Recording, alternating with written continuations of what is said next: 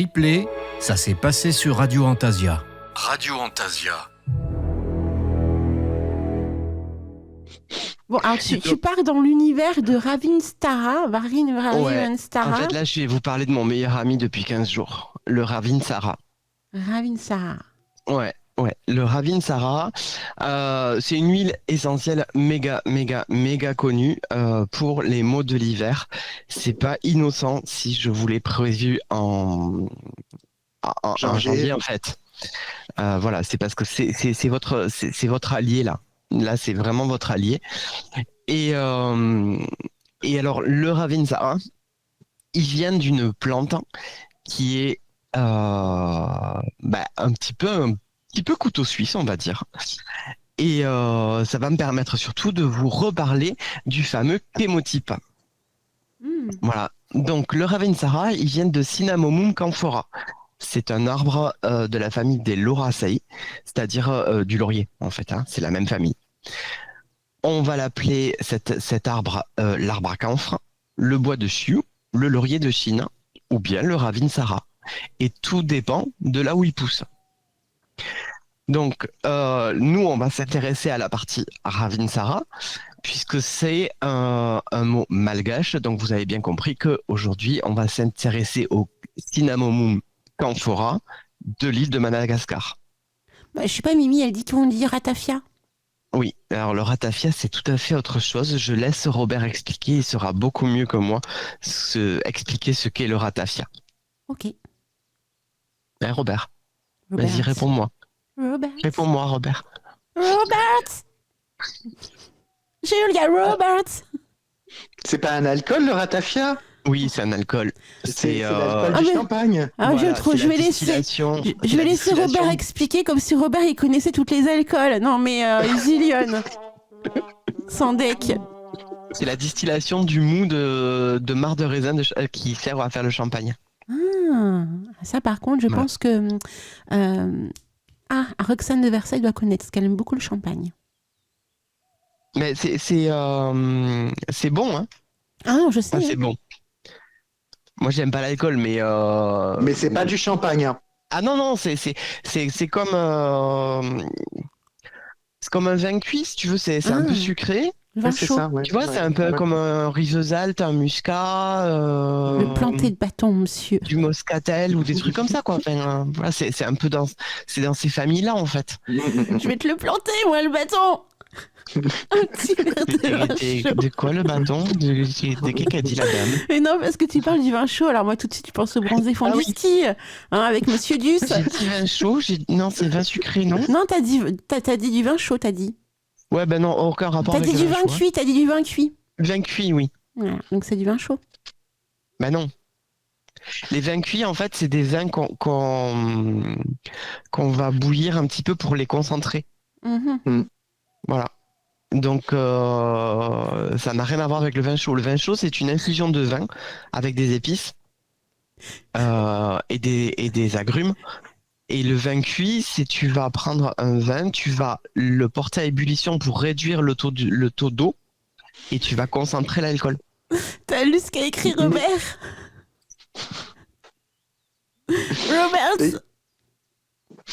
Bah non, mais comme tu répondais pas, Robert, à un moment donné, voilà. Enfin, faut que et pour info, le vin cuit, tu peux le boire froid. Ouais.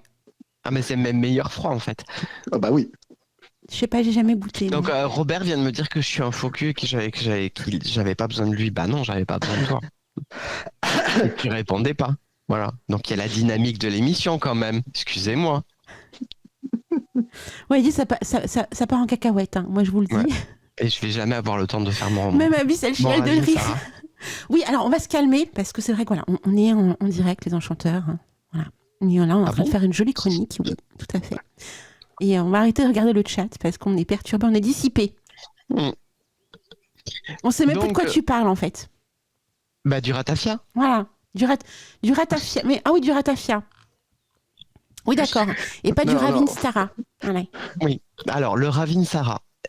Donc c'est un arbre, c'est l'arbre Cinnamomum camphora, l'arbre à camphre tout simplement. Et l'arbre à camphre, là je vais m'intéresser à l'arbre à camphre qui pousse à Madagascar. Alors, pourquoi à Madagascar? Parce que c'est un arbre qui est issu des pays asiatiques, Chine, Taïwan, Japon, et qui va être importé à Madagascar pour plein de raisons. La première, c'est que le climat s'y prête vraiment bien, hein, c'est un arbre qui a besoin de chaleur. La deuxième, c'est un petit peu comme nos sapins chez nous, c'est-à-dire qu'en fait, il va servir à reboiser les endroits qui ont été déboisés, parce que c'est un arbre qui pousse vraiment très très bien, un petit peu comme le laurier chez nous, hein. Si vous regardez bien, le laurier, il sert à faire les haies et tout ça. Bah, c'est la même utilisation dans les pays asiatiques. Il pousse très facilement, sans pratiquement trop d'entretien. Et autre chose, et pas des moindres, qui est assez intéressante, c'est qu'en fait, c'est un arbre dont les feuilles sont persistantes. Donc en fait, il est toujours vert. Donc c'est plutôt intéressant. Donc il va servir de plante d'ornementation et de plante de reboisement parce qu'il pousse très vite. Donc ça c'est le côté utilitaire de la plante.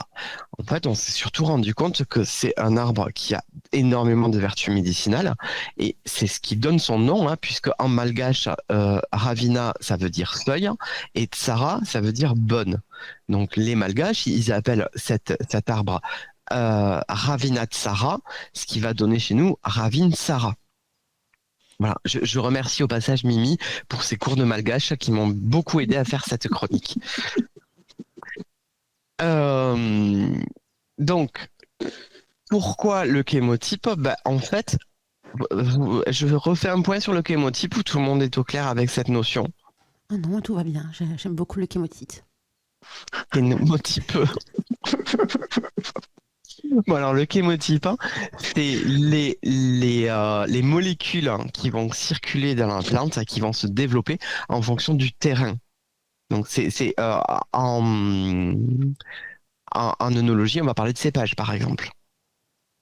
On va parler du vin de Bourgogne, du vin de Champagne, du vin de Bordeaux, du vin de Gaillac. Voilà, en fait, c'est des chémotypes. C'est-à-dire que la plante va développer en fonction du sol, de l'ensoleillement et de l'endroit où elle pousse, différentes molécules. En huile essentielle, on appelle ça un chémotype. Donc, à Madagascar, on va avoir sur le Cinnamomum camphora beaucoup de 1,8 cinéole, alors que dans les pays asiatiques, on va avoir du linéole plutôt. Donc ça va forcément se retrouver dans l'huile essentielle. Donc l'huile essentielle de Ravinsara, elle est produite à partir de la distillation à la vapeur d'eau de feuilles de Cinnamomum camphora issues de Madagascar. Voilà, ça c'est hyper important. En Asie, on va distiller l'écorce de cet arbre-là et on va avoir l'huile de bois de haut, qui est la même plante, mais pas avec le même chémotype. Et au Vietnam, on va distiller l'écorce ou les feuilles et on aura l'huile essentielle de camphre. Tout ça est issu de la même plante, mais ça n'a pas les mêmes indications. Donc là, pour le Ravinsara, pourquoi ça nous intéresse? Bah, déjà, c'est l'antiviral par excellence. C'est le truc contre... c'est peut-être le plus puissant des antiviraux naturels. Elle va bloquer, si vous voulez, la capacité du virus à se multiplier, à se reproduire. Du coup, on appelle ça la réplication. Du coup, elle est très efficace sur les virus enveloppés, hein, ceux qui ont une petite enveloppe. Donc l'herpès, la grippe, la gastro, le Covid, tout ça. Puisqu'elle va empêcher la réplication du virus. Elle est immunomodulante, donc ça veut dire qu'elle va stimuler la capacité du corps à se défendre contre les germes pathogènes. Donc, c'est pour ça qu'elle est géniale en ce moment. Elle est antibactérienne à large spectre, donc ça veut dire qu'elle va agir sur énormément de bactéries et que surtout, les bactéries n'ont pas fait de résistance contre. Du coup, c'est plutôt intéressant. Et elle est expectorante. Et là, c'est là que ça nous plaît, puisqu'elle va fluidifier le mucus, Vous savez, ce mucus qui va vous bloquer le nez, et un peu comme moi là maintenant, là, et qui vous empêche de bien respirer, de bien parler, et qui vous gêne. C'est quand vous avez la tête prise dans un étau parce que vous avez un rhume, en fait, c'est presque ça, c'est juste que vous avez les cavités sinusales qui sont complètement euh, pleines et vous avez l'impression, alors que normalement c'est supposé être vide, vous avez l'impression d'avoir la tête vraiment enserrée. Donc, l'aspect mucolytique du Ravinsara, ça va vous libérer en fluidifiant le mucus, ça va vous permettre de l'expectorer, de le sortir, et ça va vous libérer. Voilà. Et ça a un petit côté anti-inflammatoire aussi, grâce aux sesquiterpènes. Mais c'est pas la meilleure pour ça, donc du coup, on va pas trop en parler. Voilà. J'ai été un petit peu technique là sur ce coup-là, mais c'est important de bien comprendre pourquoi le Ravinsara, c'est un peu la star de la pharmacie, quoi. Donc, comme d'habitude, je ne suis pas médecin. Vous pouvez utiliser le Ravinsara en automédication. Il n'y a pas trop de problème parce qu'il n'a pas trop d'effets secondaires. Mais préférez un avis médical comme toujours. Les personnes épileptiques et asthmatiques doivent toujours demander un avis médical avant l'utilisation des huiles essentielles. Ce sont des choses qui sont extrêmement concentrées. Rappelez-vous le petit teaser que je vous ai fait le mois dernier là, concernant les fameuses cigarettes électroniques aux huiles essentielles. Quand vous utilisez quelques gouttes d'huile essentielle, c'est comme si vous ingériez des kilos et des kilos de plantes. C'est quand même pas anodin. L'huile essentielle de Ravinsara, elle a une odeur assez proche de l'eucalyptus, mais elle est un peu moins agressive. L'eucalyptus, ça attaque un peu quand même, hein. C'est puissant. Le Ravinsara, c'est moins agressif, c'est plus doux. Donc du coup, c'est parfait pour la diffusion. On peut aussi l'utiliser par voie cutanée parce que évidemment, comme je vous disais tout à l'heure, elle est non thermocaustique, elle est non photosensibilisante, donc c'est super pour les massages. Et d'ailleurs, c'est la meilleure utilisation de cette huile-là. Les deux voies royales pour cette huile, ça va être la diffusion et le massage. On peut en manger, je vois pas trop l'intérêt, mais on peut. Et on peut l'inhaler directement sans problème, hein, pas de souci. Voilà. En revanche, on va pas s'en servir pour les enfants en dessous de 8 ans. Voilà. Et pour les enfants jusqu'à... Alors, en pharmacie, on considère enfant jusqu'à la puberté. C'est-à-dire qu'à partir du moment où on a les hormones qui rentrent en jeu, on est considéré comme étant adulte en termes de produits. Donc, il va falloir bien la diluer par contre, parce que bon, c'est quand même un peu... La peau des enfants, elle est quand même un peu plus fragile que celle des adultes. Elle est interdite en présence de femmes enceintes et de bébés de moins de 3 mois. Toujours pareil, hein, il y a quand même quelques effets qui sont un peu dangereux pour les êtres en construction. Donc on va la diluer à 10%, comme d'habitude. 1 millilitre d'huile essentielle de Ravinsara dans 9 millilitres d'huile de transport. Voilà. Pour moi, c'est un incontournable de la pharmacie domestique. Vraiment. Il faut vraiment l'avoir dans sa pharmacie. Il est polyvalent, il est redoutable contre les virus. Et franchement, dès qu'on a le nez pris, un petit sniff de Ravinsara, ça dégage tout ça. Et rien que pour ça, il faut l'avoir, quoi. Les petits grogs qu'on fait par exemple avec le bol, là, tu sais. On peut le faire comme ça. Tout à fait. D'accord. Tout à fait. Tu peux le mettre sur un mouchoir aussi. Oui, c'est l'olfaction. Ah, d'accord. Quand je parle des voies d'administration, il y a 4 voies principales pour les huiles essentielles. Il y a le massage, donc en dilution dans une huile. L'olfaction, c'est directement sur un tampon, un mouchoir, une pierre absorbante d'argile, des choses comme ça. Et la diffusion dans un diffuseur. Et en fait, la dernière, c'est-à-dire à l'oral. D'accord. À l'ingérer, en fait. Voilà, c'est les 4 voies d'administration des huiles essentielles. Il existe deux autres voies d'administration de tout médicament. C'est par injection, hein, donc directement intraveineux. Et la troisième, c'est par capillarité, donc c'est tout ce qui est suppositoire. D'accord. Waouh. Voilà. Quelle chronique.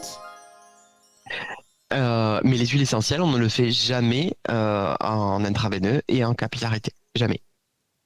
Enfin, moi, c'est vrai que j'ai jamais vu non plus. Ah bah non, mais c'est du Karcher enfin, c'est dangereux en fait. Donc ça ne se fait jamais en fait. Mm. Et de toute façon, les deux voies dont je viens de vous parler ne sont réservées qu'aux professionnels de santé. D'accord. Enfin, vraiment. Enfin, je vous en parlerai jamais. Jamais, jamais, jamais. Des fois que je donnerai des idées à Robert. Oh, pardon. Décidément, Robert, hein, ce matin. Non, c'était une balle perdue. C'était la balle perdue. Bon, tu as vu, on est resté sérieux hein, pendant ta chronique. Ouais, j'ai vu ça, c'était même tristouné. Ah, tu trouves? T'aimes bien quand on est dissipé alors? Ouais, non, mais là, ouais, t'as de l'ambivalence quand tu nous tiens. Ouais. Alors, le flacon d'huile essentielle, comme d'hab, conservé dans un endroit sec, à l'abri de la chaleur, de l'humidité, de la lumière et des petites mains d'enfant. Parce que c'est vrai que le Ravinsara, il a une odeur un peu agréable hein, et qui rappelle un petit peu les bonbons de l'hiver, là, les bonbons à l'eucalyptus et compagnie. Donc, du coup, on évite de les laisser traîner auprès des enfants. Alors, pour les propriétés magiques, c'est un petit peu compliqué les propriétés magiques parce qu'on s'en sert assez peu en ésotérisme, alors qu'on s'en sert pas mal en aromathérapie et en médecine ayurvédique. C'est super dur à dire ce mot. Donc du coup, je vous avoue que j'ai cherché beaucoup, beaucoup, beaucoup et j'ai pas trouvé beaucoup d'entrées. Malgré ça, j'ai quand même réussi à vous faire quatre petits trucs. J'aurai pas le temps de toutes vous les donner. Donc, il faudra me demander le plan. Et également, à la fin du plan, il y a une petite surprise pour ceux qui me le demandent. Donc, j'en dis pas plus. Et voilà. Donc, bon, Samuel, elle était un petit peu pour toi, la surprise. Je pense que t'as reçu le message. Oui, j'ai compris. Ouais. Voilà. Elle était un peu pour toi. Mais elle est bien pour tous les autres aussi. Voilà, donc, et comme c'est une surprise, j'en dis pas plus. Et j'interdis strictement à Alina de bugger. Oui, je suis en train de chercher. Ok, on va attendre la surprise. Bah non, c'est une surprise, t'as qu'à me demander le plan. Je l'ai le plan, je suis dessus, je suis en train de chercher la surprise. Oui, mais à la fin, c'est à la fin. C'est à la fin. À la fin. À la fin. À la fin. C'est le dernier truc. Ah, d'accord, je vois. Une surprise enchanterie, c'est exactement, Lydia.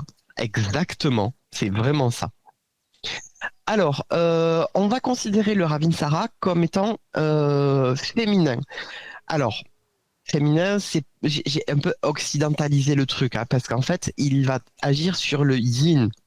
Il est yin protecteur. Donc, du coup, moi, j'en ai déduit que la polarité était féminine. Voilà.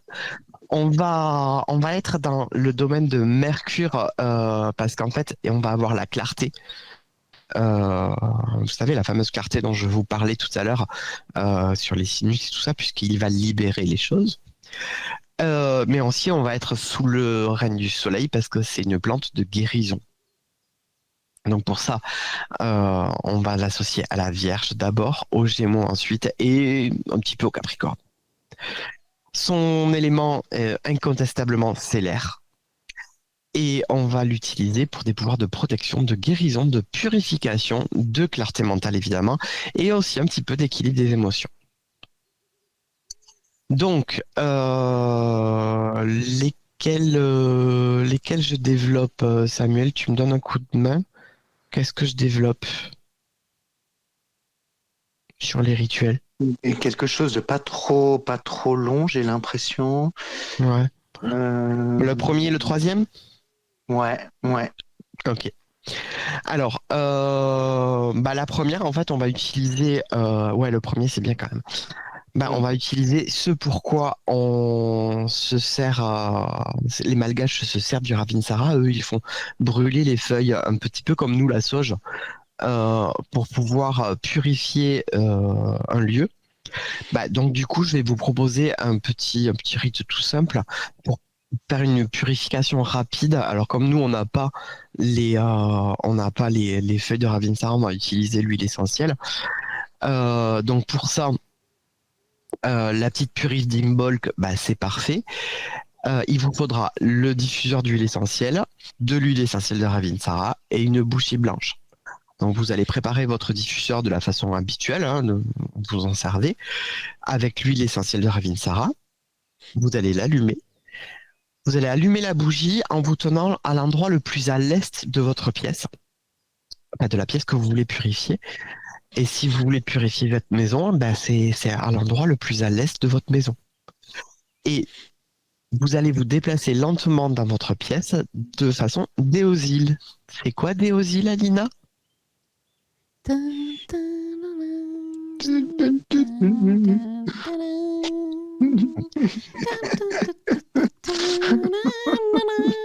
D'accord, donc déosile, vous êtes bien sur le répondeur d'Alina. Désolée, elle n'est pas là pour le moment.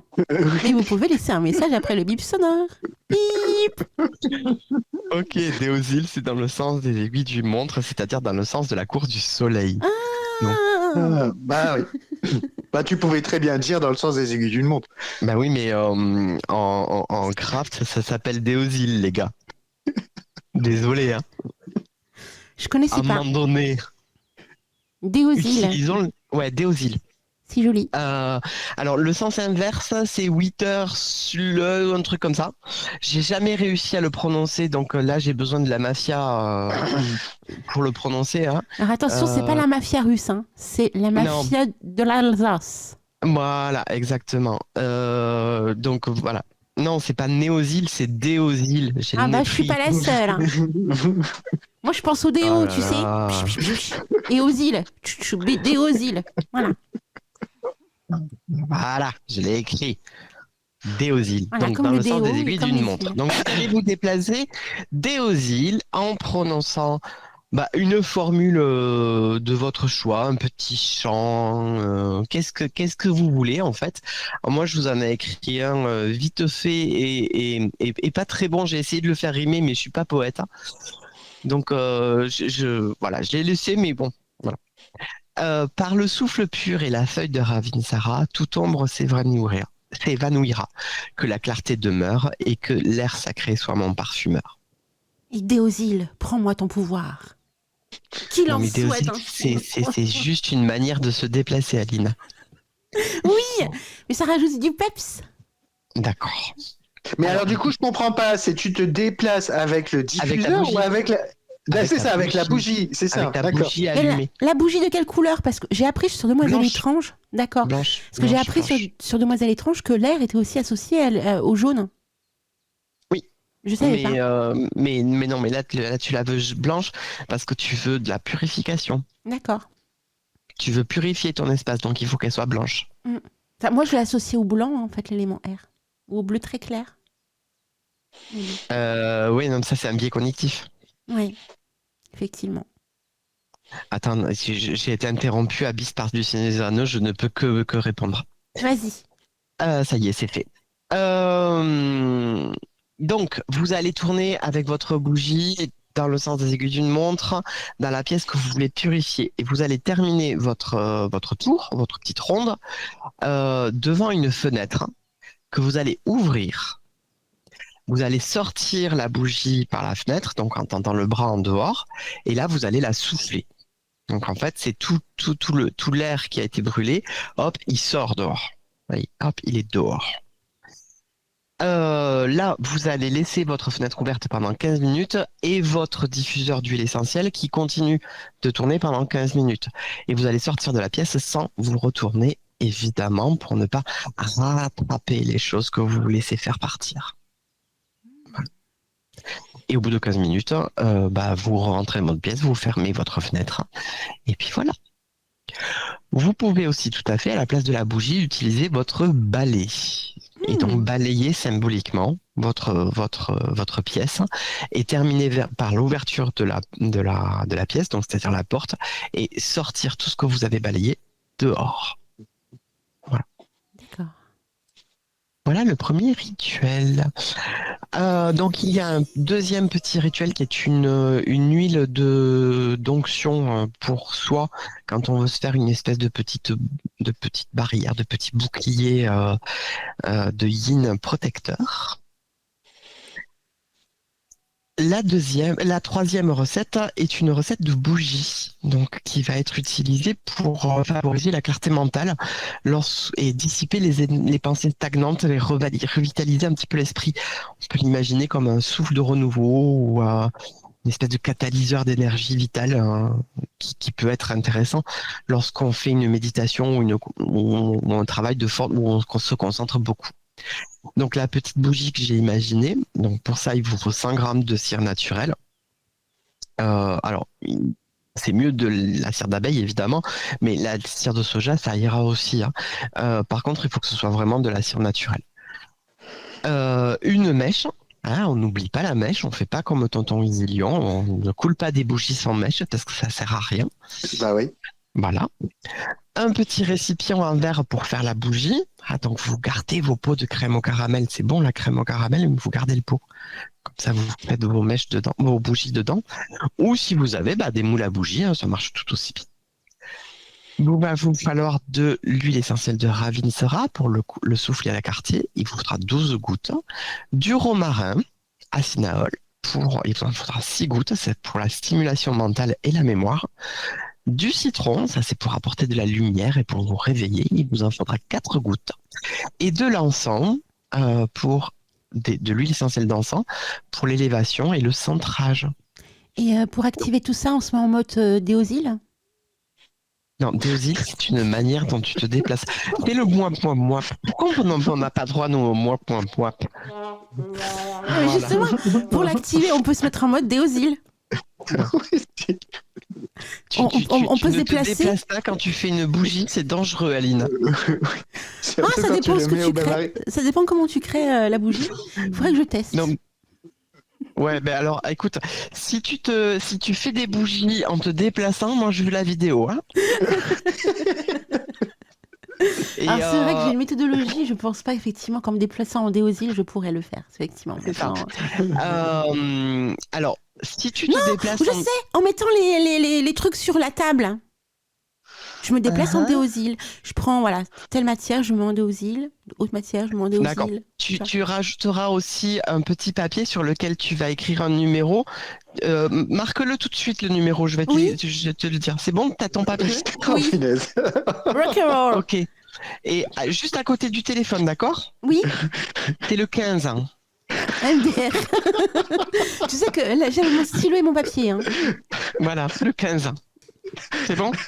L'invocation du soleil. Oui, j'avais cru que tu allais donner les urgences psychiatriques, mais ça marche aussi. Le 15. Voilà. Ok. C'est bon? Ouais. J'aurais préféré le 16, mais ouais. Donc, lorsqu'on fait fondre sa cire au bain-marie, alors je précise pour tout le monde à part Alina, vous n'avez pas besoin de tourner autour de la gazinière pour faire fondre votre cire au bain-marie, d'accord?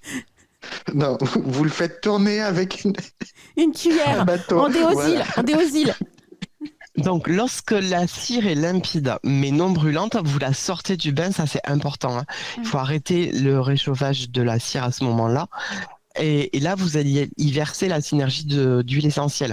Ne mettez jamais vos huiles essentielles dans la cire, qui est toujours au bain-marie. D'accord. Non, t'es pas obligé d'avoir une Marie. Ça, avec un Jean-Claude, ça marche aussi. Et on s'est tous donné le mot. Ouais, je vois ça, ouais. Donc, vous y versez la synergie. Vous allez tourner pour mélanger votre mélange donc dans le sens des aiguilles du monde pour attirer à vous l'intention. Donc en déosile. Non, parce que déosile, c'est une manière de se déplacer. Vous me faites caguer tous, là. Déosile. Voilà. Déosile, c'est une manière de se déplacer. Oui, on a compris, mais en fait, maintenant qu'on sait ce que ça signifie, tu vois. Ouais. On se dit qu'on peut tout faire en déosyl en réalité. Tout à fait, en fait. Et donc, vous allez donc tourner dans le sens aiguisé d'une montre pour attirer vers vous votre intention. Et vous pouvez réciter une petite incantation, chanter, penser très très fort. Donc, je vous propose la petite formule qui va bien, que cette flamme soit souffle et clarté, que l'esprit s'éveille sans s'agiter et que librement en moi circule sa lumière. Vous pouvez faire ce que vous voulez aussi. Et je circule en déosyl, dans les sens des aiguilles d'une montre. Exactement. Et ben voilà, Et tu vois, vous on a raison. versez dans le moule, sans oublier la mèche, évidemment. Vous pouvez tout à fait aussi la colorer si vous le souhaitez, rajouter des petites pierres, des petits machins, des trucs aussi. Moi, je le fais pas en général. Mes bougies, elles sont blanches et terminées. Et cette bougie, vous allez vous en servir. Vous allez l'allumer lorsque vous méditez et du coup, ça va diffuser les huiles essentielles de façon sympa et elles vont vous aider. Voilà. Waouh! Il y a encore une autre petite recette de bombe de bain, mais il faudra me demander le plan pour l'avoir. Oui. En parfum, en fait, on l'utilise pas le Ravinsara. En tout cas, j'ai pas trouvé de choses qui s'en servent. Voilà. Par contre, j'ai trouvé une plante, une huile essentielle qui s'appelle le Ravinsara.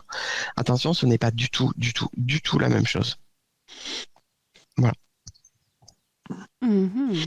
Donc, il n'y a pas de parfum qui utilise le Ravinsara.